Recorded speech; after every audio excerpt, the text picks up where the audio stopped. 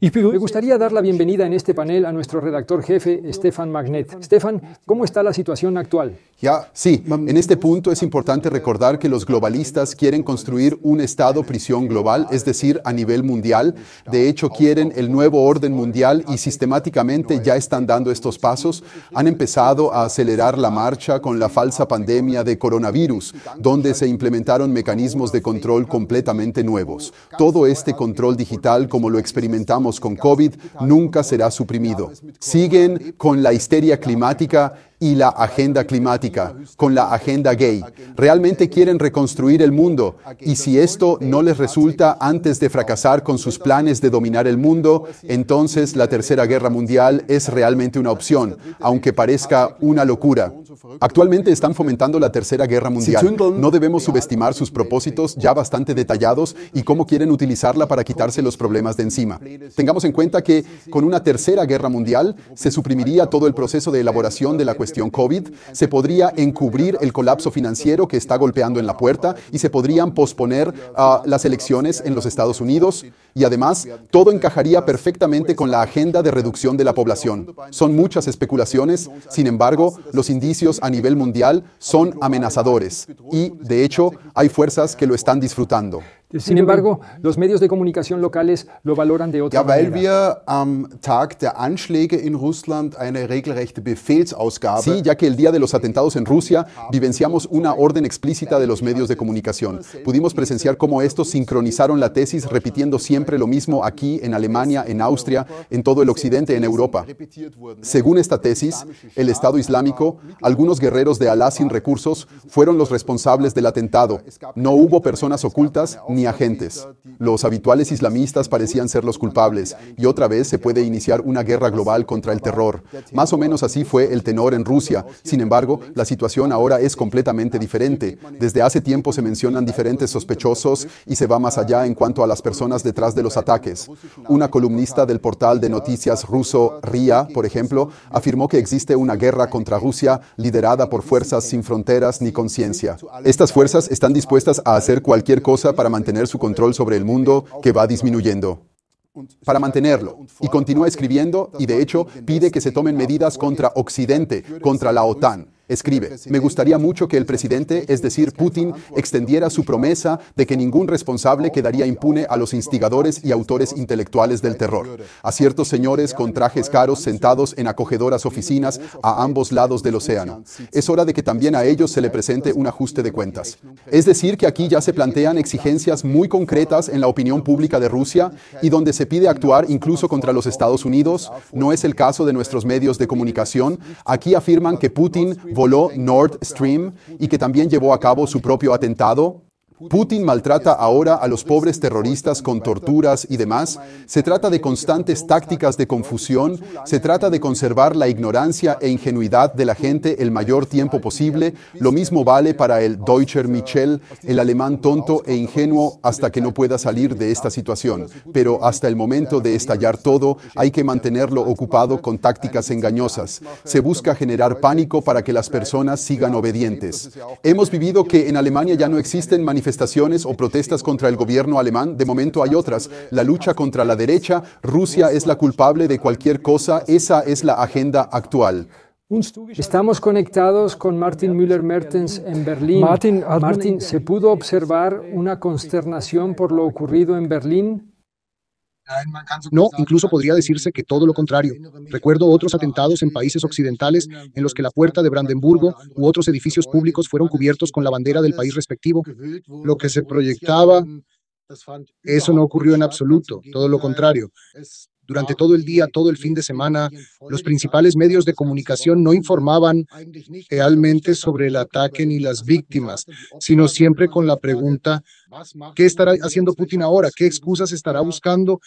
Y los comentarios del Berlín político, del distrito gubernamental, correspondían con los de los medios. Me gustaría mencionar a Michael Roth, político del exterior, miembro del Partido Socialdemócrata Alemán. Inmediatamente recordó que Rusia era un estado terrorista. Esto se aproxima al comentario. En realidad le está bien empleado, es ojo por ojo, diente por diente. Hubo cierta consternación entre la gente. En la embajada rusa bajo el Linden Se depositaron muchas flores. Hay que decirlo, las autoridades tuvieron que hacer lo posible, porque esta embajada normalmente está acordonada, pero en este caso, la gente que quería expresar su dolor pudo ir directamente allí. Así que al menos eso no se impidió, pero eso es lo menos que podían hacer. Ahora me dirijo a Stefan. ¿Qué hace Rusia de este ataque? ¿Qué puede hacer con él? Sí, por supuesto que puede hacer mucho con él y esa es la pregunta crucial. ¿Qué hace Rusia con él? Creo que no se trata demasiado de quién actúa realmente encubierto, de quiénes son los tan mencionados verdaderos autores intelectuales. Hay algo de cierto en la historia de que se trataba de guerreros de Alá que al final prefirieron matar por dinero que por su fe. ¿Hay algo de cierto en eso? A menudo se trata más bien de cómo reacciona Rusia en esta situación. En los últimos días escuchamos una y otra vez la comparación con el 11 de septiembre. Recordemos que con la historia del 11 de septiembre nos cuentan desde hace 20 años una mentira evidente y tenemos que tragárnosla. Que nos la creamos o no es completamente irrelevante, porque los hechos que se crearon después eran reales. La guerra contra el terrorismo, el ataque a Afganistán, a Irak fueron reales. Incluso siendo un mentira, el cuento de los terroristas con cuchillo de alfombra que secuestran aviones y luego chocan de forma metódica con las torres, derribando dos de ellas y, de paso, derriban la tercera. Todas estas mentiras son obvias, no tenía importancia en absoluto. Si bien la mentira fue descarada, fue insolente, pero funcionó para interesar al público mundial y a las masas en esta lucha, la guerra contra el terrorismo.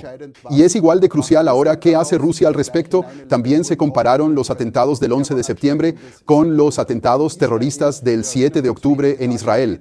Recordemos, pocos días después, los israelíes crearon hechos, invadieron Gaza, la guerra todavía sigue, este crimen genocida contra civiles subsiste y se justifican con los atentados terroristas del 7 de octubre. La pregunta decisiva para nosotros es ¿qué hará Putin con todo esto? Nos sobran motivos para suponer que no se limitará a volver al orden del día. Martin, en el pasado, Rusia utilizó a menudo los atentados terroristas para legitimar su política. ¿Qué esperas tú ahora? Se trata básicamente de dos preguntas que me gustaría responder por separado. Sí, en el pasado eso es cierto, pero ha habido un cambio en esta política rusa con los ataques terroristas. Durante décadas, la política rusa, la política soviética, consistió en mantener los atentados terroristas completamente en secreto, incluso cuando tenían lugar en público y en realidad no podían guardarse en secreto. Recuerdo el gran ataque en el metro de Moscú y todavía no sabemos lo que realmente sucedió, cuántas vidas se llevó, y eso de hecho cambió a finales de la década de los 90. Fue entonces cuando Rusia, si se quiere verlo así, se adaptó a la forma en que los políticos occidentales explotaron las crisis de los ataques terroristas para sus propios objetivos y para su propio beneficio. Esto fue inicialmente una serie de ataques en edificios residenciales en toda Rusia con muchos cientos de muertos en el año de la guerra. Esto sirvió entonces de justificación para la Segunda Guerra Chechena, es decir, la reconquista de Chechenia. Esa fue precisamente la fase en que Putin fue primero jefe del servicio secreto y después primer ministro. Y 3 años más tarde, la toma de rehenes de Beslan en Dagestán, también con más de 300 muertos y un completo fracaso por parte de las fuerzas de seguridad. Eso se utilizó en su momento para cambiar la así llamada vertical del poder. Así, por ejemplo, como reacción a este ataque, los jefes de las repúblicas ya no eran propuestos por los parlamentos, sino tan solo confirmados. Lo que tiene que ver esto con la lucha contra el terror carece de sentido a mi modo de ver. Es decir, Rusia, tal como los países occidentales, naturalmente intenta utilizar los atentados terroristas, como el ejemplo del 11 de septiembre ya mencionado, para sus fines. Y si nos fijamos en el caso actual cerca de Moscú, lo que realmente me llamó la atención fue la forma en que se presentó a los sospechosos. Fueron torturados, de eso no hay duda, y eso por supuesto es una señal de que Rusia, a partir de ahora, actuará de una forma muy arcaica. Rusia procederá de cualquier modo contra los enemigos que quieran atacarla. Así que lo que ha pasado hasta ahora, la guerra en Ucrania, llevada con mesura por consideración a su propio pueblo, Eso podría haberse acabado. Y lo curioso es que después de Beslan, desde Moscú siempre se escuchaba que iban a encontrar a todos los que estaban detrás de los autores, pero a eso no se llegó nunca. Pero ahora que hay una grave confrontación con el Occidente, hay que tomar este aviso en serio. Martin, estos ataques con bombas en edificios residenciales sucedieron cuando Putin todavía no era presidente. ¿Qué puede hacer Putin ahora, hoy, específicamente con estos ataques? ¿Hacer después de estos ataques? Si nos acercamos a la pregunta, sería interesante ver lo que él mismo dijo y, ante todo, lo que no dijo. Y en los medios occidentales se le imputa haber responsabilizado a Ucrania o incluso al gobierno ucraniano. Si nos fijamos en su propio discurso, eso no lo deja tan claro. Lo que dice ante todo es que por parte de Ucrania hubo ayuda. Eso podría significar también que se refiere a ciertas fuerzas del complejo militar o de los servicios secretos ucranianos. También podría significar que se refiere a los servicios de inteligencia occidentales, a las fuerzas especiales occidentales que, cabe suponer, probablemente ya están ahora presentes en Ucrania. Es decir, que con esto está estableciendo la conexión con la injerencia occidental en esta guerra sin expresarlo de esta manera. No tiene por qué haberlo dicho en ese sentido. Y si nos fijamos en la respuesta de su homólogo, si se me permite llamarlo así, Volodymyr Zelensky, que por supuesto rechazó la injerencia ucraniana, pero que tampoco negó literalmente que pudiera haber ocurrido algo en territorio ucraniano, simplemente dijo que los servicios de seguridad rusos habían fallado. Obviamente lo hicieron, de lo contrario el atentado no se habría producido.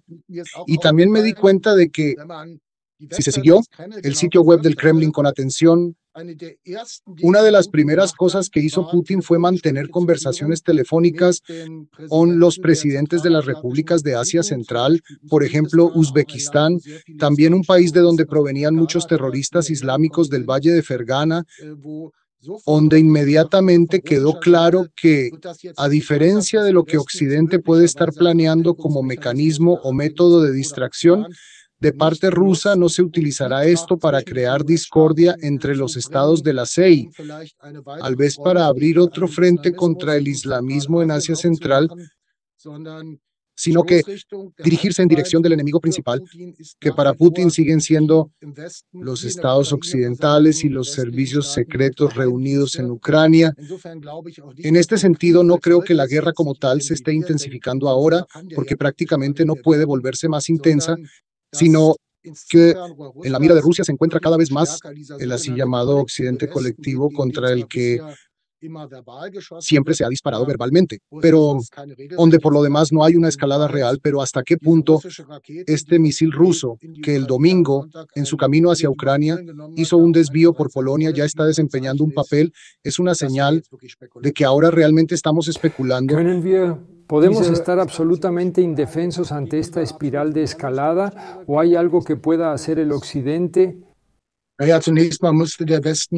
Bueno, en primer lugar, Occidente tendría que querer hacer algo y eso no lo veo, al menos entre los políticos en Alemania y tampoco en los demás países de Occidente ya, que siguen girando la manivela a esta espiral de escalada.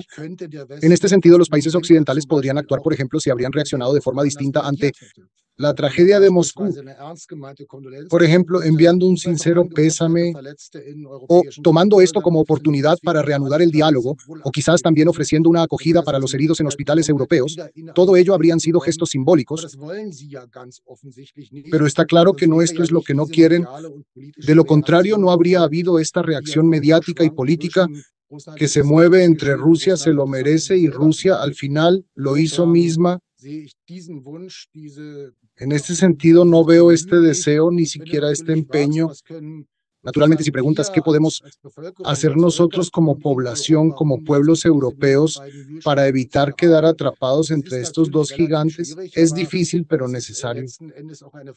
En última instancia, se trata también de cómo intentamos afirmar la soberanía europea, la soberanía alemana o austriaca en nuestros países para evitar convertirnos en peones de imperios y vernos arrastrados a un conflicto de este tipo. Stefan, ¿son los ciudadanos de aquí los corderos indefensos en este conflicto? Tengo que decir que yo mismo me asombré con qué franqueza mucha gente se interesó por el atentado en las redes sociales, por un lado, pero también me preocupó que tanta gente lo celebrara. Acabo de observar en el portal de noticias X, antes fue el portal Twitter, cuánta gente escribió que sí, Moscú debería arder, y espero que esto solo sea el principio. Aplasten a este pueblo de Putin. La propaganda antirrusa ha logrado mucho, así como el lavado de cerebro a través de los medios de comunicación, y no debemos olvidar que el ciudadano en los países occidentales, Europa y América del Norte, no tiene la posibilidad de formarse una opinión objetiva sobre la situación en Rusia. La mayoría de los medios de comunicación rusos fueron expulsados, algunos incluso fueron prohibidos, y la difusión de los contenidos es castigada con elevadas multas. Estamos siendo penalizados y la gente está desprotegida frente a esta propaganda. El gran reajuste está sucediendo rápidamente, con eventos importantes casi cada semana. Ya no podemos confiar en nada y sentimos que ya no podemos hacer planes. No sabemos cómo será la situación en verano. Estamos al borde de una tercera guerra mundial. Esta guerra híbrida, subliminal, que llevamos viviendo desde Corona a más tardar, se ha convertido en una guerra real, caliente, en Gaza, en Israel, en Ucrania, pero también en Rusia. Hace tiempo que se ha convertido en una guerra caliente, sangrienta, y no solo existe la amenaza de que este conflicto, esta guerra, se intensifique, sino que tendremos que utilizar una buena dosis de habilidad diplomática y de suerte para que no se convierta en una guerra a gran escala. Creo que siguen un método para todo esto, al menos por parte de los gobernantes a los que nos enfrentamos aquí en Europa. Quieren crear un nuevo orden a partir del caos, y es un método probado y comprobado, el del alarmismo. Nosotros, en cambio, debemos esforzarnos por eludir la censura, por promover el esclarecimiento. Creo que es nuestra tarea y la de todos los espectadores dispuestos a ello, llevar el esclarecimiento hacia afuera, y eso a gran escala, aunque los métodos de censura sean cada vez más pérfidos y brutales. En AUFUN lo estamos experimentando constantemente, pero también nosotros disponemos de métodos probados para alcanzar el público, y ya puedo anunciar que lanzaremos una gran ofensiva, una gran campaña en los próximos días, y que publicaremos los primeros pasos para despertar a la gente, para llegar a ellos con información alternativa, porque creo que es la clave en toda esta formación. El alarmismo, la política del poder, todo eso solo funciona si el sistema que las masas le siguen. Y si conseguimos liberar a más y más personas de la manipulación, entonces será lo más eficaz que podemos hacer en estos tiempos. Quizás al final del día cuente cada persona que haya despertado este año, y nosotros haremos todo lo que podamos para eludir la censura aquí, precisamente para llevar otros puntos de vista y perspectivas alternativas a las masas, y para que el ciudadano responsable pueda formarse su propia opinión respecto de la situación. Entonces, como lo dijiste antes, la escalada del conflicto sería una magnífica estrategia de salida. Las elecciones estadounidenses dejarían entonces de ser un problema. Las austriacas se importan, y así sucesivamente. Esperemos lo mejor. Stefan, muchas gracias por esta entrevista aquí. Gracias, Martin, también a Berlín.